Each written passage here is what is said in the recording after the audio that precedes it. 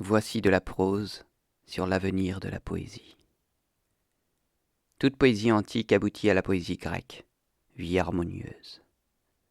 De la Grèce au mouvement romantique, Moyen-Âge, il y a des lettrés, des versificateurs, d'Ennius à Théroldus, de Théroldus à Casimir de Lavigne, tout est prose rimée, un jeu, avachissement et gloire d'innombrables générations idiotes.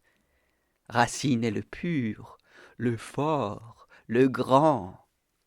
On eût soufflé sur ces rimes, brouillé ces hémistiches, que le divin sot serait aujourd'hui aussi ignoré que le premier venu auteur d'origine.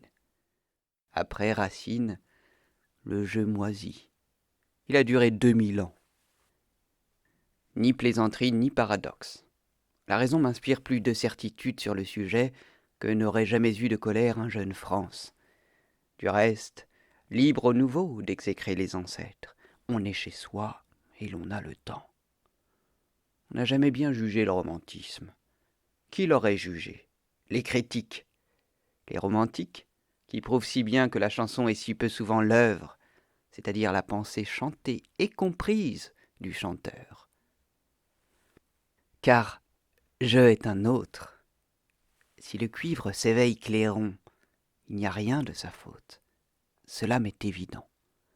J'assiste à l'éclosion de ma pensée. Je la regarde, je l'écoute. Je lance un coup d'archet. La symphonie fait son remuement dans les profondeurs, ou vient d'un bond sur la scène. Si les vieux imbéciles n'avaient pas trouvé du moi que la signification fausse, nous n'aurions pas à balayer ces millions de squelettes qui, depuis un temps infini, ont accumulé les produits de leur intelligence borgnesse, en s'en clamant les auteurs. En Grèce, ai-je dit, vers et lyres rythment l'action. Après, musique et rime sont jeu, délassement. L'étude de ce passé charme les curieux. Plusieurs s'éjouissent à renouveler ces antiquités. C'est pour eux. L'intelligence universelle a toujours jeté ces idées naturellement.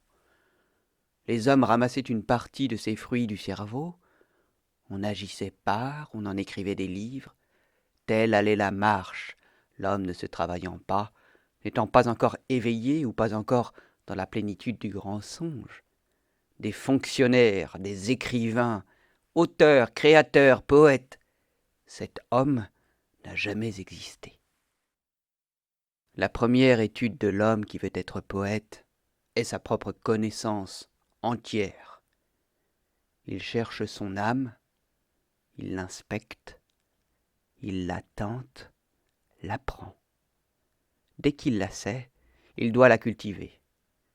Cela semble simple. En tout cerveau s'accomplit un développement naturel.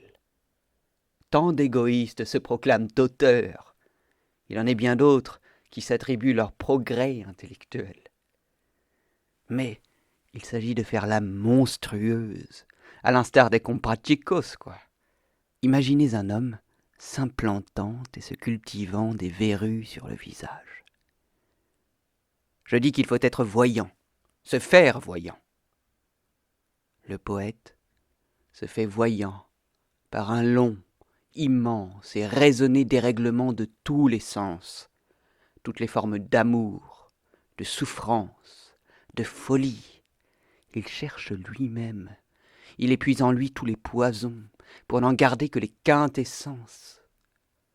Ineffable torture, où il a besoin de toute la foi, de toute la force surhumaine, où il devient entre tous le grand malade, le grand criminel, le grand maudit et le suprême savant, car il arrive à l'inconnu.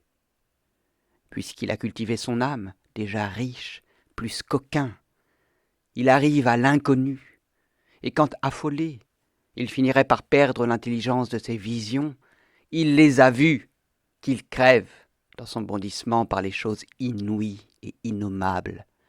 Viendront d'autres horribles travailleurs, ils commenceront par les horizons où l'autre s'est affaissé.